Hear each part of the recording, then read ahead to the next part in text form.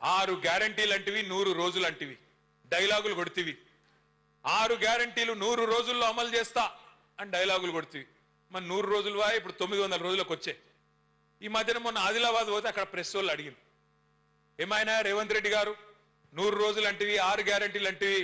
మరి ఏమి కనబడతలేదు ఏం సంగతి అంటే ఏమంటుండే ఎరికైనా కొత్తగా ఎంత పెద్ద పైల్వాన్ అయినా ఎంత కండలు తిరిగిన ఉస్తాద్ అయినా 3 నెలలనే పిల్లలు పుట్టిస్తాడా ఈ మాట ముఖ్యమంత్రి చెప్పన్నా మాకు తెలియదా 9 నెలలకు పిల్లలు పుడతారని మనకు తెలియదా మరి నేను ఒక్కటే అడుగుతున్నా రేవంత్ రెడ్డి గారు 3 నెలల పిల్లలు పుట్టారని మాకు ఎరికే కానీ 30 నెలలైనా పుట్టకపోతే నిన్నేమనాలి మరి 30 నెలలు ఒడిచిపోయాయి కదా మరి ఏమని పిలవాలి ఇప్పుడు నేనేం అంటలేను ఏమన్నా అన్నావు అనుకో గట్టిగా అన్నావు అనుకో నీ లాగుల తొండలు ఇడిచి పెడతా నేను అందుకే చెప్పిన మొన్న వాళ్ళ తమ్ముని పేరు కొండలరెడ్డి వీని పేరు తొండలరెడ్డి అని పెట్టుకుంటే తప్పడే లొల్లిపోతుందని చెప్పిన అది ఏం భాష ఏం మాటలు ఏం గలీజ్ మాటలు మాట్లాడితే నోరు తెరిస్తే బూతులు తప్ప ఎలక్షన్లకు ముందేమో వాగ్దానాల వరద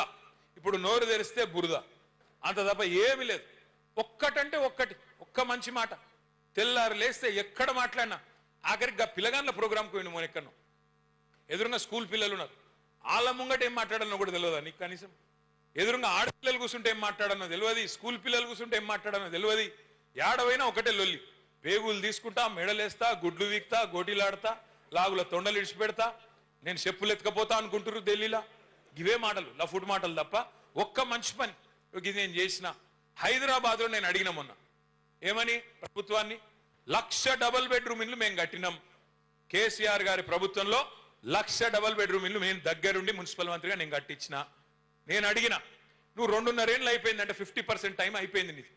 ఒక్క ఇల్లు కట్టినవా ఇందిరమ్మ ఇల్లు కడితే నేను రాజీనామా చేస్తా అని చెప్పిన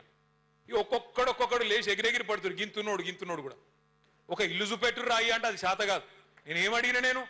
ఒక్క ఇల్లు కట్టినరా కానీ ఎన్ని వేల ఇల్లు కూడా కొట్టినరు మీరు హైడ్రా పేరు మీద ఎంతమంది గరీబుల కొంపలు ఉచ్చుకున్నారు అది ఎందుకు చెప్పరు అంటే ఎగిరెగిరి పడుతున్నారు ఒక్కొక్కరు నేను అడుగుతా ఉన్నా మిమ్మల్ని అందరినీ కేసీఆర్ గారు ఉన్నప్పుడు హైదరాబాద్ మహానగరంలో 1 కాదు 2 కాదు 2.5 లక్షల మంది పేదలకు జీవో నంబర్ 58 కింద 59 కింద గరీబులకు పట్టాలు ఇచ్చినాం తెలుసో తెలియకో గవర్నమెంట్ జాగాలో ఇల్లు కట్టుకుంటే 2.5 లక్షల మందికి పట్టాలు ఇచ్చిండు కేసీఆర్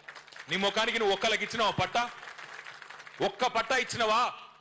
ఒక్క ఇల్లు కట్టినవా ఒక్క ఇటుక పెట్టినవా హైదరాబాద్ లో ఇలా మాట్లాడడానికన్నా సిగ్గుండాలి ఏమనంటే జేబుల రిబ్బన్లు కట్ చేసేందుకు ఒక కత్తెర పెట్టుకొని తిరుగుతున్నాడు మనం కట్టిన ఫ్లైఓవర్లు అక్కడ కట్ చేయాలి మనం కట్టిన బిల్డింగ్లకు కట్ చేయాలి మనం కట్టిన డబుల్ బెడ్రూమ్లకు 3 రంగులు ఉయ్యాలి నేనే కట్టిన డైలాగులు కొట్టాలి మనం ఇచ్చిన ఉద్యోగాలకు ఈయన పోయి కాయిదాలు ఇవ్వాలి అంత తప్ప నువ్వు చేసింది ఏందా